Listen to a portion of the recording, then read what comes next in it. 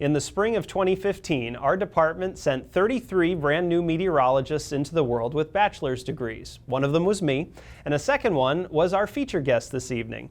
Steve Fundaro spent the first decade of his career in television before pivoting and becoming a high school science teacher in the Hampton Roads region of Southeast Virginia. Steve, it's good to see you.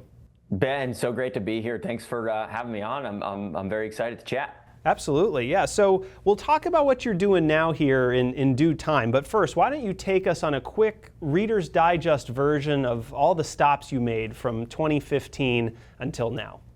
Yeah, so as you mentioned, about a decade in the TV industry. So 3 TV markets in that 10-year time frame. The first one was on the West Coast in the Salinas Valley, the Salinas, California, Monterey Bay region. I was about there for 2 years as the weekend meteorologist, and then during the week I got a crash course in broadcast journalism. And by crash course, I mean they handed me a camera and tripod and gave me a nudge out the door and said, come back with a VOSAT. And I had to turn around and say, wait, what is a VOSAT again? So really had to learn quick. From there, ventured to Jacksonville, Florida for the ABC and NBC affiliate there, known as First Coast News. Was there for 3 years as the weekend morning meteorologist, and was really only responsible for 2 shows, Saturday morning and Sunday morning.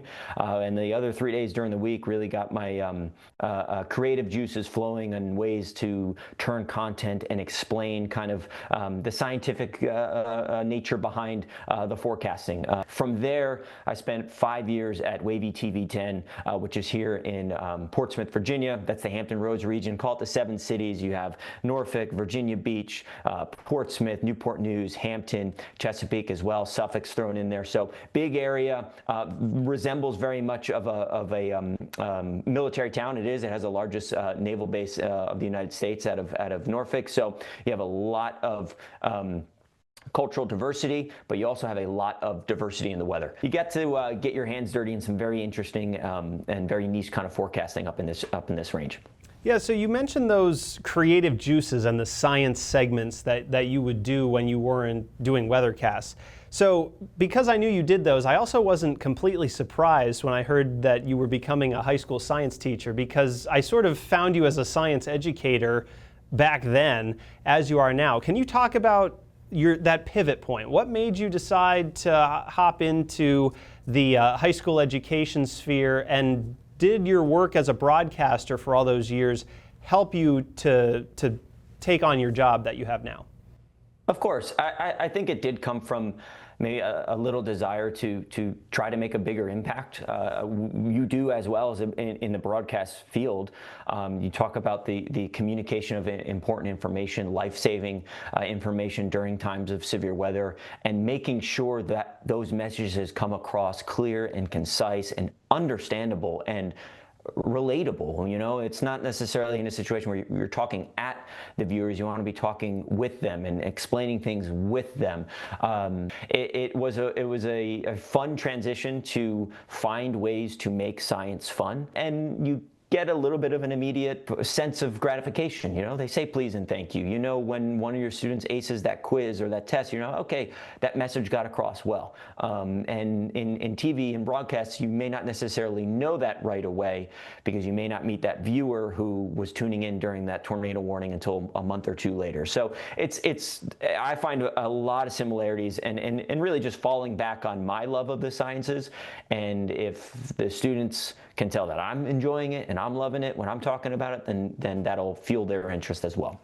What kind of subjects are you teaching? Does it rotate? Are you doing the same subject all the time? Can you just talk about what topics it's right now it's chemistry, physics, and environmental science, and really just depends on the amount of students taking those classes. The AP level classes, some of the honor classes in biology and chemistry and physics as well. We offer a plethora of those higher level sciences. So it's fun to get some of the students that kind of dreading taking chemistry because they know there's a lot of math in it, or they're, I'm not sure if I want to take physics because I don't want to do any extra trigonometry. But it's cool to flip some of the curriculum on its head and teach them concepts first and then apply the math. Doing a lab in physics where we put scales on the back of a pickup truck and we push it across the parking lot, and now we're reading force applied, and then we find a way to measure out the acceleration, and now we can determine the mass of the pickup truck, using Newton's second law.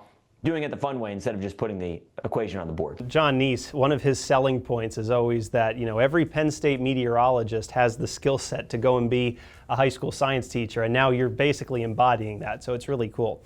We're running low on time. We always like to close this segment by asking our guests, do you have any favorite memories from your time here at Penn State or in Happy Valley? There's two, and I'll keep them real quick. The first one, a good friend of mine was the mascot at Penn State, and I remember I was able to bring him into the CW, the Campus Weather Service studio, and I put up a couple maps, and he ran through weather forecasts as the Nittany Lion. And then I remember when Dr. Neese saw that, the grin on his face, and he kind of was like, oh my gosh, was that the Nittany Lion in the studio? Which was really, really neat. That same friend, when we were choreographing a bit during the I believe it's between the first and second quarter when the mascot does some sort of skit at the end of the end zone, he forgot the proper pants for the military appreciation thing he was doing, and we were running really short on time, but his apartment was right down the road, and somehow I convinced him to put the mascot suit on, grabbed his car keys, and I drove back to his apartment. And because he was in the Nittany Lion suit, a lot of the traffic coning, or where the detours were set up, we were able to kind of bypass all of the closed roads just because the Nittany Lion was present, and we kind of had a deadline to get back to. So that's a good, probably favorite memory of mine between those two. That's a fun trip down memory lane for sure. Yeah. So Steve Fundaro, 2015 graduate of our department, now a high school science teacher at Nansemond Suffolk Academy in the Hampton Roads region of Virginia. Steve, thanks for joining us tonight. Thanks for having me on, Ben. Great to hear from you. And stay there. We'll be back in a moment with more.